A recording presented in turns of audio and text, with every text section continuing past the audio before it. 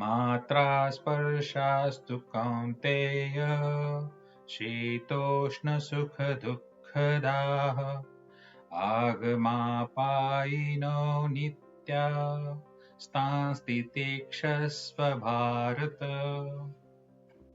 O son of Kunti, bodily sense objects, which gives rise to the feeling of heat and cold, pleasure and pain, are transitory, fleeting, and temporary. Therefore, you should bear these patiently and remain unaffected by them or ignore them. Matra Sparsha. The senses, including the inner senses, are called matra, and sparsh means contact. Therefore, all objects perceived through the senses are called matra sparsha.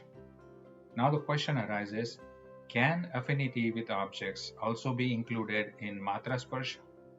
The answer is no. The reason is that this affinity is not accepted by the inner senses, but by the self. Therefore, this affinity remains even when the objects are lost. For example, a woman who lost her husband 50 years ago still becomes alert if she is referred to as his wife, even today. This shows that although the object is gone, the assumed affinity by the self persists. In reality, the self has no affinity with the unreal. But since the self has accepted or assumed this affinity, it continues. Therefore, this affinity cannot be removed by penances or any other means. It perishes only when we stop accepting it. Shitoshna Sukhadukkhadaha. Here, Sheet cold and Ushna hot stands for favorable and unfavorable circumstances, not merely physical cold and heat. If taken literally, their meaning would be limited only to objects of touch. The truth is that favorable circumstances give pleasure and unfavorable ones give pain, not because of the circumstances themselves, but because of attached affinity with them. Therefore, the Lord calls objects Sukha Dukkha Daha, producers of pleasure and pain. Agama Paina. All objects have a beginning and an end. They appear and they disappear, hence they are called Agama Pai. Anitya, meaning impermanent. One may argue that objects do exist between their appearances and disappearances. But the Lord declares that because they are anitya, which is transient, they do not truly exist even in the interim. They change every moment, so swiftly that the same form is never seen again. Therefore, all objects are called anitya or impermanent. Not only objects, but the senses, including the inner senses through which objects are perceived or seen, are also transient. They constantly change. For example, the senses become fatigued by evening and are refreshed after sleep. This shows that senses also do not stay the same. In a finer sense, both objects and senses are anitya, changing every moment. Mere knowledge of agreeable and disagreeable objects or senses is not a fault, but attachment and aversion to the experience of pleasure and pain in relation to the body and the senses are the faults. Tamastiti kshasva. This means not to be affected by these conditions. The body, the senses, and their actions have a beginning and an end, but you, the observer, the soul, are different from them. They change continuously. You never change. Therefore, you should remain unaffected by them. To remain unaffected or untainted is called titiksha. Just as the body changes every moment, all worldly objects, such as nature and its evolutes perceived by the senses, mind, and intellect, undergo constant union and disunion. We feel happy when objects we like unite with us, and sad when they separate. We feel happy when disliked objects separate from us, and sad when they unite. Objects are fleeting. The senses and inner faculties are also fleeting. The pleasure and pain arising from their union and disunion are equally fleeting. But the self, the soul, remains ever the same, immutable and eternal. Therefore, one should bear pleasure and pain patiently, remaining unaffected by their coming and going. Pleasure and pain are different, but their observer is one, and that seer, the observer, untouched by both. By observing what changes, the unchanging nature of the self is clearly revealed, because only the unchangeable can witness change. Thus, Sheet signifies favorable and Ushna signifies unfavorable. Excessive cold dries a tree, but excessive heat also dries it. Though opposite, the result is the same. Therefore, the Lord instructs us to rise above both. Pleasure and pain, joy and grief, attachment and aversion, desire and dislike are fleeting and ever-changing, while the self, the soul, remains unchanged. A seeker commits a mistake by only focusing on and noticing changing conditions, but ignoring the unchanging self. These conditions were not there in the past and will not remain in the future. Therefore, even now they only appear to exist, but in true sense, they do not exist. The self has no beginning, middle, or end, and is not changing and is ever permanent. Conditions never remain uniform. The self never becomes multiform. Whatever is seen is a condition. Even the intellect seeing the condition is also a condition. Both the known and the knower belong to the conditions. In the self, there is neither something to be seen nor someone who sees it. The object and the seer perish, the self remains. When the self has affinity with an object, it is called a seer or observer. Without that affinity, the self remains, but is not called a seer or observer. Similarly, by having affinity with the body, which is sharir, the self is called shariri.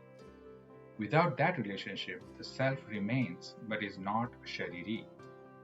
The Lord uses this term only to explain the deeper reality to human beings. Yam hi na vyatyayante te purusham purusharshabha samadukha sukham dhiram somrutatvaya kalpate. Oh, the best of men, person to whom pain and pleasure are alike, and who is not tormented by these sense objects, becomes eligible for immortality. Purusharshabha means the best among men.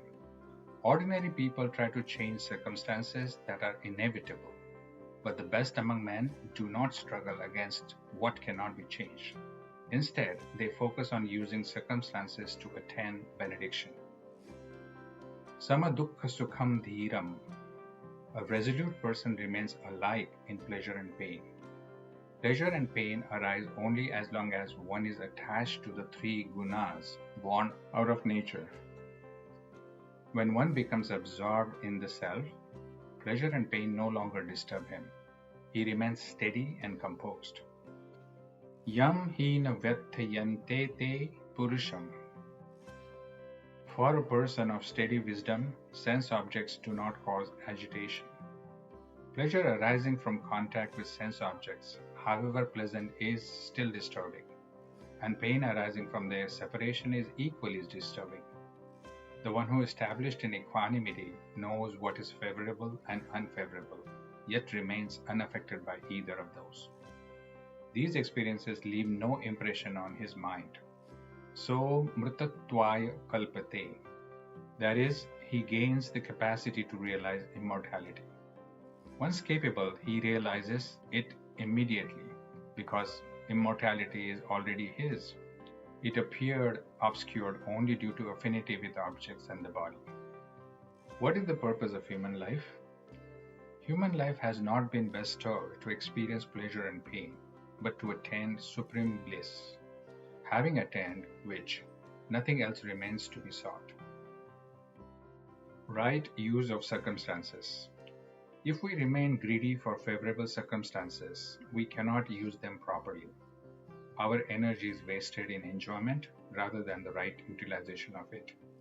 Likewise, if we grieve over unfavorable circumstances or even over their possibility, we brood over them and fail to benefit from them.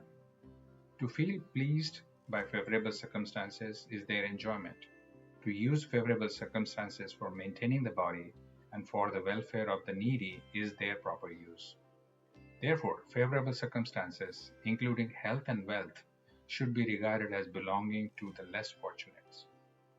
We should neither rejoice in desirable circumstances nor resent undesirable ones, but make the best possible use of both. After meeting our genuine needs, the proper use of favorable circumstances, including riches or the wealth, is to serve others, especially the needy ones. In truth, our riches are meant for the less fortunate ones. Now, the question arises, how should unfavorable circumstances be used? Unfavorable circumstances cause pain only when there is a desire for pleasure. If that desire is renounced, pain loses its existence. Just as a patient willingly bears bitter medicine and painful injections, knowing they cure his disease, so a seeker should bear unfavorable circumstances without grudge, resentment, or brooding, and know that those are there for a reason. Bhog versus Yog. To rejoice or grieve in favorable and unfavorable circumstances is to remain tormented. This rejoicing and grieving is bhog, the consumption of pleasure and pain. The seeker of pleasure and the sufferer in pain can never be truly happy. A true striver does not rejoice or grieve. He remains stable, equanimous, and utilizes circumstances. Favorable and unfavorable conditions arise from past actions, recognized or not, but to treat them as material for spiritual progress is true courage. This bravery leads to immortality. The use of favorable circumstances is service to others. The use of unfavorable circumstances is renunciation of the desire for pleasure. Through favorable circumstances, the seeker discovers the real truth, that pain is born out of the desire for pleasure. Yehi sansparshaja bhoga dukkha yonaye yevate. Meaning, the bhogi who enjoys pleasure and suffers pain declines, whereas the yogi who rises above both and uses them rightly attains immortality.